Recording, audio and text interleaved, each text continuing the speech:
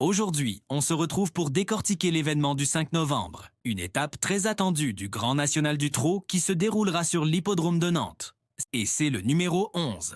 Ce n'est pas une surprise pour ceux qui suivent assidûment le circuit. Il est tout simplement le leader du classement général du GNT. Sa régularité est exemplaire et il arrive ici avec le statut de favori logique, voire de grandissime favori. Sa forme est optimale, il est taillé pour ce genre de confrontation et, sauf incident de parcours, il devrait logiquement lutter pour la victoire. C'est la base incontournable, le point d'appui solide sur lequel construire nos jeux. Ignorer sa candidature serait prendre un risque énorme. Juste derrière ce roc, je vous propose de vous intéresser de très près au numéro 6. Ce cheval de 5 ans est en pleine ascension. Il respire la forme actuellement, comme le prouvent ses dernières sorties. Son entourage a coché cet engagement de longue date. Il est idéalement placé au premier poteau. Sa jeunesse est un atout et il a la capacité de prendre les commandes de l'épreuve ou de voyager dans le groupe de tête. De nombreux pronostiqueurs le voient comme une base très fiable pour le podium et je partage totalement cet avis. Il a tout pour plaire et devrait, sans encombre, faire partie de l'arrivée. C'est un excellent complément à notre favori. Ensuite, attention au numéro 5.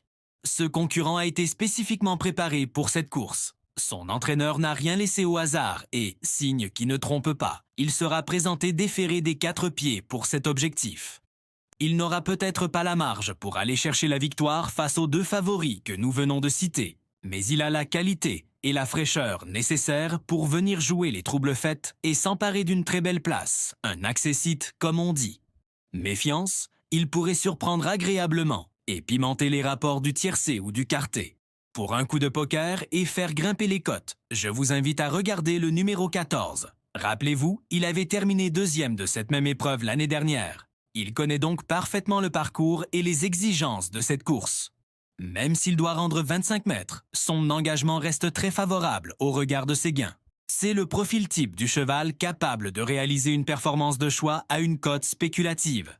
Si la course est suffisamment rythmée, sa pointe de vitesse finale peut faire des ravages dans la dernière ligne droite. C'est mon outsider séduisant, celui qui peut faire la différence dans un cointet. Pour compléter notre sélection, jetons un œil au numéro 7. C'est un cheval d'une régularité de métronome. Il répond quasiment toujours présent et fait toutes ses courses. Il est souvent cité parmi les chances secondaires, mais il ne faut surtout pas le sous-estimer. S'il bénéficie d'un bon parcours, caché sans faire trop d'efforts, il a la ténacité pour venir gratter une 4e ou 5e place à l'arrivée.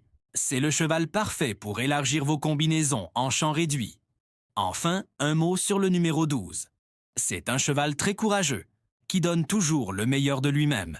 Cependant, il faut être réaliste. Il semble affronter une opposition un peu trop relevée pour lui cette fois-ci. Il n'a pas beaucoup de marge de manœuvre. Cela dit, pour les amateurs de grosses deux-cotes et pour un ticket en bout de combinaison, sa bravoure pourrait lui permettre de conserver une petite place à l'issue d'un parcours favorable.